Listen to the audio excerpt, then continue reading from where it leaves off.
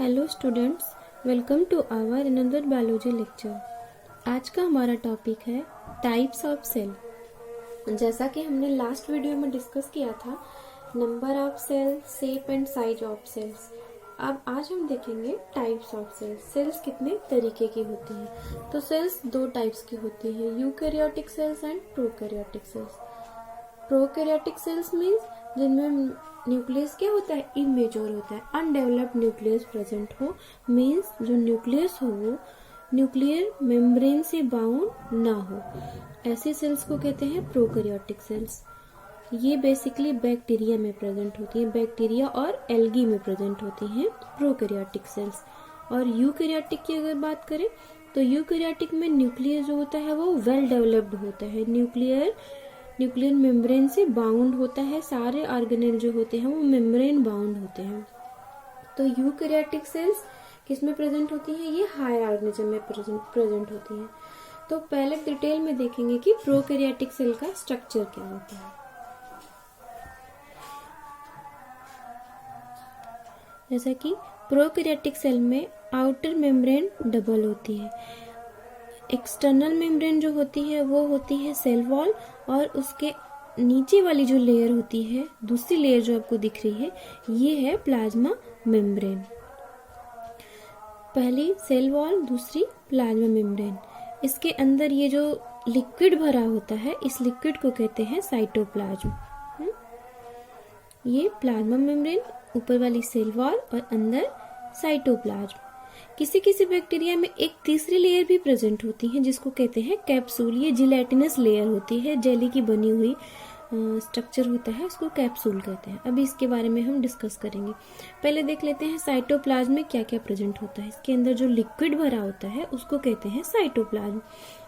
तो बैक्टीरिया में बेसिकली अपना एक क्रोमोसोम मटेरियल होता है, और इसके साइटोप्लाज्म में इसके क्रोमोसोम मटेरियल बाउंडेड नहीं होता है। इसके साइटोप्लाज्म में आरएनए प्रेजेंट होता है, तीनों टाइप के आरएनए प्रेजेंट होते हैं।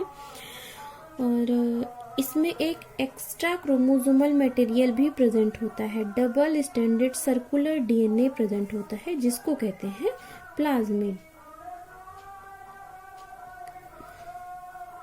प्लाज्मिड क्या होता है, ये एक्स्ट्रा क्रोमोसोमल मटेरियल होता है।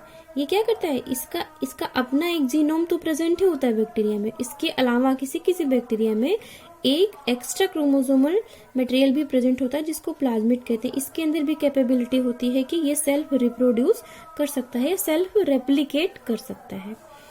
अब बात कर लेते हैं सबसे आउटर लेयर कैप्सूल जो होती है उसका क्या वर्क होता है। आपको यहाँ तीसरी लेयर दिख नहीं रही है, किसी किसी बैक्टीरिया में तीसरी लेयर भी प्रेजेंट होती है जिसको कहते हैं कैप्सूल। ये जिलेटिनस कवरिंग होती है। ये जो इनर लेयर प्लाज्मा मेम्ब्रेन है, यही उस जेली टाइप सब्सटेंस का सिक्रीशन करती है। इसी सिक्रीशन से ये थर्ड लेयर बनती है कैप्सूल की। ये क्या करती है, बैक्टीरिया को प्रिवेंट करती है फैगोसाइटिक सेल से। फैगोसाइटिक सेल अगर आप जानते हो तो फैगोसाइटिक सेल क्या होती है, ये बैक्टीरिया या किसी भी सेल्स को खा लेती हैं।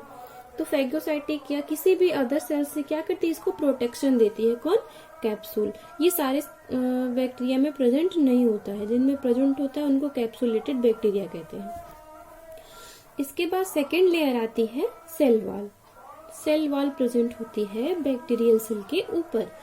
इसी सेल वॉल के प्रेजेंस के वजह से इसको जो है प्लांट किंगडम में रखा गया है, वरना ये एनिमल किंगडम में होना चाहिए। तो सेल वॉल का क्या वर्क होता है, सेल वॉल क्या करती है, सेल वॉल इसको रिजिडिटी प्रोवाइड करती है, इस सेल को रिजिडिटी प्रोवाइड करती है। यहाँ हम देखेंगे it is chemically made up of protein, lipid और पॉलीसेकेराइड। ये प्रोटीन, लिपिड और पॉलीसेकेराइड की बनी होती है, और ये काइटिन की या सेलुलोज की, मेन जो होता है काइटिन या सेलुलोज की बनी होती है, और इसमें प्रोटीन, लिपिड और पॉलीसेकेराइड भी प्रेजेंट होता है। ये मैकेनिकल प्रोटेक्शन प्रोवाइड करती है किसको, बैक्टीरियल सेल को। कैप्सूल का तो हो गया। कैप्सूल क्या होता है, जिलेटिनस कवरिंग होती है बाहर से, सब में प्रेजेंट नहीं होती, किसी किसी में प्रेजेंट होती है। और ये क्या करती है, फैगोसाइटिक सेल से बैक्टीरिया को प्रिवेंट करती है। सेल वॉल क्या करती है, ये रिजिडिटी प्रोवाइड करती है और मैकेनिकल सपोर्ट प्रोवाइड करती है। अब थर्ड लेयर आती है ये नीचे वाली जो लेयर है ये है प्लाज्मा मेम्ब्रेन। अब प्लाज्मा मेम्ब्रेन क्या होती है, तो प्लाज्मा मेम्ब्रेन हम देख लें। ये क्या होती है, chemically composed of protein and lipid. ये केमिकली प्रोटीन और लिपिड की बनी होती है। ये सेल के ट्रांसपोर्टेशन में वर्क करती है। ये निर्णय लेती है कि कौन सा पार्टिकल सेल के अंदर आएगा और कौन सा पार्टिकल जब मेटाबॉलिज्म हो जाएगा तो सेल का जो मेटाबोलाइट्स है वो कैसे बाहर जाएगा। ये ट्रांसपोर्टेशन का वर्क करती है। ये सेमी परमिएबल मेम्ब्रेन होती है। मींस सेमी परमिएबल का मतलब होता है कि ऐसी मेम्ब्रेन जो सारे पार्टिकल को ना अंदर आने दे ना तो सारे पार्टिकल को बाहर जाने दे। वो क्या करे, जिनको सेलेक्ट करे उनको ही अंदर आने दे और जिनको सेलेक्ट करे उन्हीं को बाहर जाने दे, उनको कहते हैं सेमी परमिएबल मेम्ब्रेन।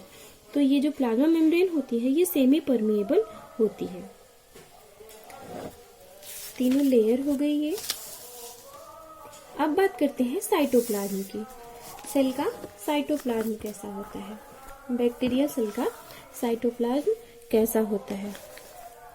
तो साइटोप्लाज्म जो है protein, water, protein, lipid, carbohydrate, RNA molecule और वेरियस टाइप के राइबोसोम्स में प्रेजेंट होते हैं साइटोप्लाज्म में। ये बेसिकली क्या होता है, सेल का जो मैट्रिक्स है, सेल का जो लिक्विड पार्ट होता है उसी को क्या कहते हैं, साइटोप्लाज्म कहते हैं। उसमें क्या क्या प्रेजेंट होता है, उसमें प्रेजेंट होता है वाटर, प्रोटीन, लिपिड, कार्बोहाइड्रेट और तीनों टाइप के आरएनए मॉलिक्यूल और क्या, राइबोसोम्स। इस साइटोप्लाज्म को बेसिकली साइटोसोल भी कहा जाता है। अब बात करते हैं बैक्टीरियल सेल का रिजर्व फूड मटेरियल कौन कौन सा होता है। तो इसका रिजर्व फूड मटेरियल कौन सा होता है, ऑर्गेनिक पॉलीमर होता है, इनऑर्गेनिक फॉस्फेट होता है और सल्फर भी होता है। अब इसकी बात कर लें इसके न्यूक्लियोइड्स की, इसके न्यूक्लियस की। तो मैंने पहले ही बताया कि इसका न्यूक्लियस जो होता है वो अनडेवलप्ड होता है या प्रीमेच्योर होता है। मीन्स पूरी तरीके से डेवलप्ड नहीं होता है। अब पूरी तरीके से डेवलप्ड मीन्स होता है कि इसका जो न्यूक्लियस होता है, न्यूक्लियस में जो ऑर्गेनेल प्रेजेंट होते हैं वो क्या होते हैं, मेम्ब्रेन से बंधे नहीं होते हैं। वो साइटोप्लाज्म सेल का जो लिक्विड है इसमें क्या होते हैं, फ्री फ्लोटिंग होते हैं, तैरते रहते हैं, मेम्ब्रेन से बंधे हुए नहीं होते हैं। तो ये तो होगी इसकी न्यूक्लियोइड की बात। अब न्यूक्लियोइड में प्रेजेंट क्या होता है, बेसिकली इसमें डीएनए मॉलिक्यूल प्रेजेंट होता है। बैक्टीरिया का जेनेटिक मटेरियल क्या होता है, बेसिकली डीएनए मॉलिक्यूल होता है। और सिंगल स्टैंडर्ड डीएनए हो सकता है या डबल स्टैंडर्ड डीएनए, दोनों में से कोई भी हो सकता है।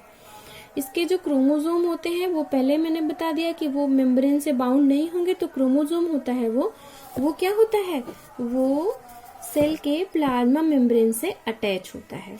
अगर मेम्ब्रेन बाउंड होता तो यहाँ कहीं बीच में होता, मेम्ब्रेन बाउंड नहीं होता तो वो प्लाज्मा मेम्ब्रेन से क्या होता है, अटैच होता है।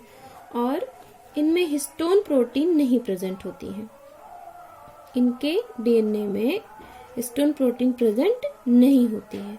ये तो हुई बात इसके जेनेटिक मटेरियल की। अब बात करते हैं प्लाज्मिड क्या होता है। मैंने बताया बैक्टीरियल सेल में एक एक्स्ट्रा क्रोमोसोमल मटेरियल, ये तो इसका अपना जीनोम हुआ, ये जो है ये इसका अपना जीनोम हुआ।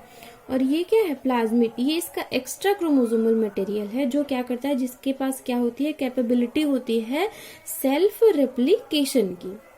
इसको कहते हैं प्लाज्मिड।